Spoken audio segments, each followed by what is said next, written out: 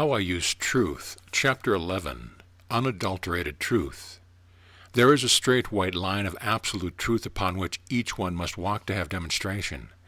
The slightest swerving in either direction from this line results in non-demonstration, no matter how earnest or intense one may be.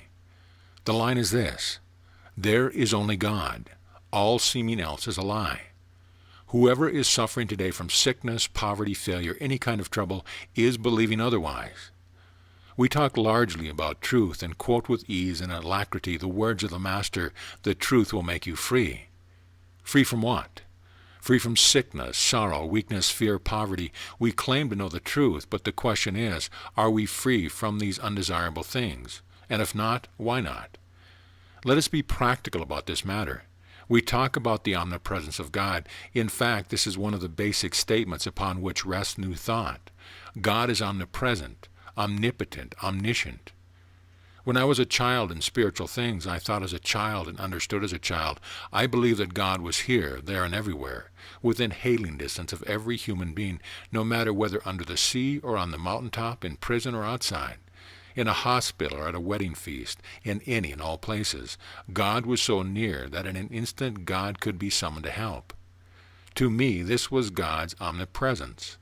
Then God's omnipotence meant to me that while sickness and poverty, sorrow, the evil tongue of jealousy or slander, and so forth, had great power to make one suffer, God had greater power. I believed that if God were called on to help us, God surely would do it. But it would be after a fierce and prolonged combat between the two powers of good and evil, or of God and trouble. I wonder if there are others today whose real, innermost thoughts of God's omnipresence and omnipotence are much like this. Are you one of those who believe in God and something else? God in sickness, God in poverty, God in something unpleasant in your life that you are daily trying to eliminate by applying a sort of plaster of formal statements of truth over the sore place of your trouble, while at the same time you are giving in your own mind, if not also in your conversation, almost equal power to the remedy and the disease. While you remain in this, you will never escape from your bondage, whatever it may be. Try for a moment to think what is meant by omnipresent spirit, remembering at the same time that what applies to your body applies equally to all other forms of human affairs or conditions. Each little atom of one's physical body, taken separately, is completely filled, permeated by spirit, substance, life. This must be true because there could be no external form to the atom without first the substans, that which stands under or as the basis of all material things. The spirit permeating each atom is now, always has been, and always will be absolutely perfect, because it is God, the only life in the universe.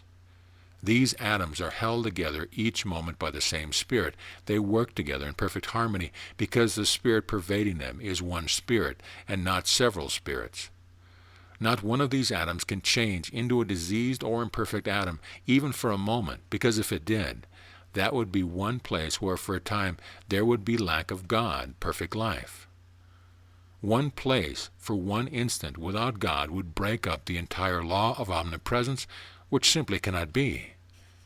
Jesus said, "The truth will make you free." But he prefaced this statement by the words, "You will know the truth." It is then knowledge of the truth that sets free. We are free now, but we do not know it.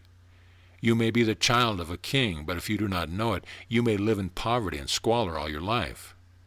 We are all today, this very hour, free from all sickness, because God, who is perfect life, unchangeable and indestructible, abides within and completely fills every atom of our bodies. If God, divine substance, fills every part, every place and space, as the atmosphere fills the room, there is certainly no lack of life in any part. Then if today we are manifesting sickness, it is because we have believed the lie about ourselves and have reaped the results of the lie, that is, apparent lack of health in our consciousness. All that is good, but lack of God in any part is not, that is, does not exist. Such a thing is a mortal impossibility. Many people are greatly puzzled by this. They are told that there is no evil, all is good because all is God, and so forth. When they find themselves or others suffering, sickness, lack of money, and so forth, they are staggered in faith and begin to say, surely this is not good. Lack of health is not good. Sin is not good. Poverty is not good. What is this? For an answer, they are often told, oh yes, this is good, for there is nothing but good or God in the universe. This is unripe good, like the green apple. Now the truth is that all which is not good or God is no thing. It is the lie, and has only to be characterized as such in order to disappear.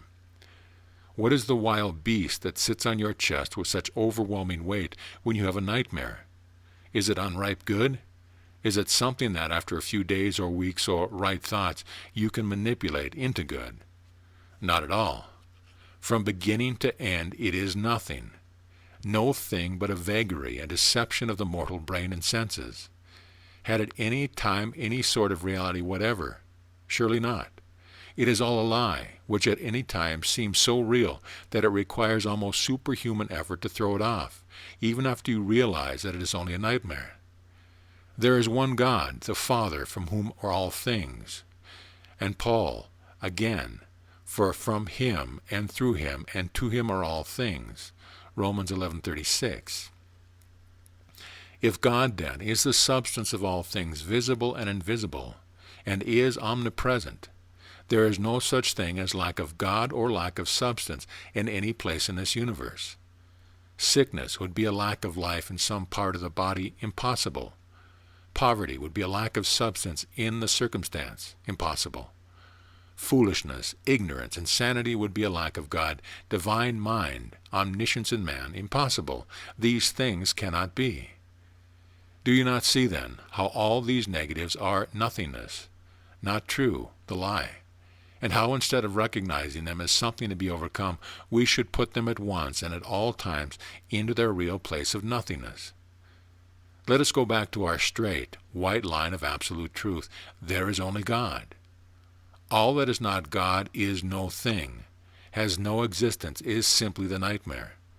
If we walk on this white line where we refuse to see or acknowledge anything but God, then all else disappears. In dealing with the everyday problems of life, we shall succeed in becoming free, in proportion as we cease to parley with apparent evils as though they were entities. We cannot afford to spend a moment's time agreeing with their claim, for if we do, we shall be the overcome instead of the overcomers. We must rise to the highest, most sweeping statement of the truth that we know. Our great statement must be, there is only God. Whatever is not God or good is a lie, and this lie must be instantly and constantly crushed on the head as a viper the moment it appears in our mentality. Hit the hydra-headed monster, the lie, as soon as it appears, with the positive statement. You are a lie. Get to where you belong. There is no truth in you. There is only God, and God is fullness of good, life, joy, peace, now and forever. The absolute truth is that there's no real lack anywhere, but a waiting abundance of every kind of good that we can possibly desire or conceive of.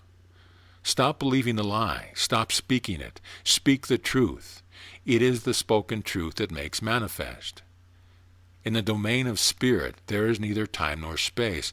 What is to be and already is must be spoken into visibility. Practice thinking and realizing omnipresence. That is, practice realizing that all good that you desire is here now, all present. It is not apart from you, and it is coming to you, does not require time. There is no time or space. There is not God and a body. There is not God and circumstance.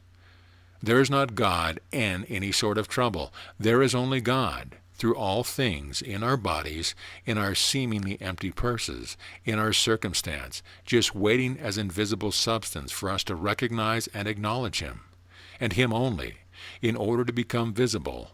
All else is a lie. God is. God is all. God is manifest, because there is nothing else to manifest. End of chapter.